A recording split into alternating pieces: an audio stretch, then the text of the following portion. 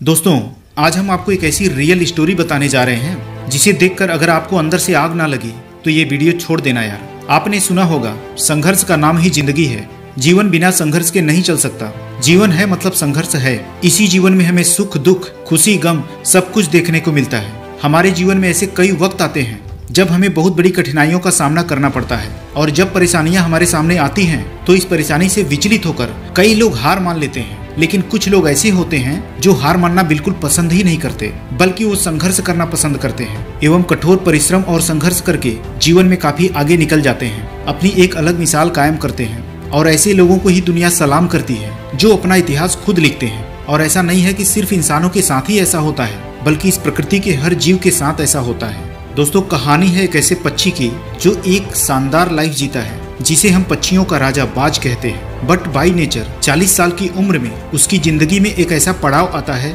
जब उसके चोंच, पंख और पंजे तीनों कमजोर पड़ जाते हैं। और ऐसे हालात में उसे परिश्रम और संघर्ष की बहुत ही लंबी और कड़ी परीक्षा देनी पड़ती है, क्योंकि उसके पंजे कमजोर होने की वजह से वह शिकार को पकड़ नहीं सकता, और उसकी चोंच मुड़ जाने की वजह से वह भोजन को निगल नहीं सकता। उसके पंख लंबे, लचीले और कमजोर होने की वजह से वह लंबी उड़ान नहीं भर सकता। अब वो करे भी तो क्या करे। इस समय उसके पास दो आसान रास्ते हैं। पहला, या तो वो अपना शरीर छोड़ दे और मौत को अपने गले लगा ले।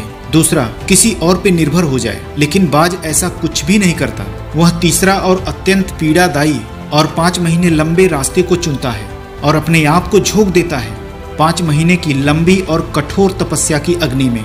इस 5 महीने की प्रक्रिया में बाज किसी ऊंचे पहाड़ पे जाता है और वहीं पे एकांत में अपना घोंसला बना लेता है। और अब शुरू होती है उसकी पूरी प्रक्रिया। सर्वप्रथम वह अपने चोंच को चट्टान पर मार मार कर लहूलुहान कर लेता है। भयंकर पीड़ा के बावजूद अपनी पूरी चोंच को तोड़ देता है और इंतजार करता है नए चोंच के उगने की। इसी प्रकार वह अपने पंजों को भी चट्टान पे पटक पटक कर तोड़ देता है और इंतजार करता है नए पंजों के आने की। जब उसकी नई चोंच और पंजे आ जाते हैं तो वह अपने पंखों को एक एक करके नोच डालता है और पंखों के पुनः आने का इंतजार करता है। इस पूरी प्रक्रिया में 5 महीने लगते हैं। इस 5 महीने की भयंकर पीड़ा, संघर्ष, इंतजार के बाद एक बार फिर बाज पहले जैसा शानदार व ऊंची उड़ान भरता है और अगले 30 साल तक राज करता है और एक शानदार जिंदगी जीता है। कहते हैं भगवान भी उसी की मदद करता है जो खुद की मदद करना जानते हैं। ये कहानी हमें ये सिखाती है कि जिंदगी संघर्ष से भरी होती है।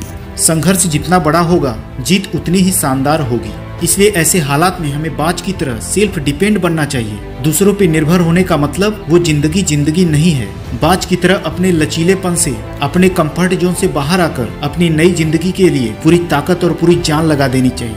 हमें वो रास्ता चुनना चाहिए जो भले ही कठिन हो लेकिन हमें हमारी मंजिल तक ले जाए, क्योंकि आसान रास्ते से हम कभी भी अपने सपनों वाली लाइफ नहीं जी सकते। बाज की तरह हमें आलस्य को त्याग कर ऊर्जावान होकर एक्टिव रहना होगा। बाज के चोंच, पंजे और पंख की तरह हमें भी अपने पास्ट के अस्तित्व से जकड़े भारीपन को पूरी तरह मिटाकर एक नई जिंदगी की मिसाल कायम करनी होगी। और आखिर में एक बात कहना चाहूंगा कि बाज की तरह बना लो अपने आप को इस काबिल कि दुनिया के महान और सक्सेसफुल लोगों में आपका भी नाम हो शामिल। दोस्तों, यदि वीडियो अच्छी लगी हो तो इसे लाइक, शेयर और चैनल को सब्सक्राइब जरूर करें। मिलते हैं अगले वीडियो में। जय हिंद, वंदे मातरम।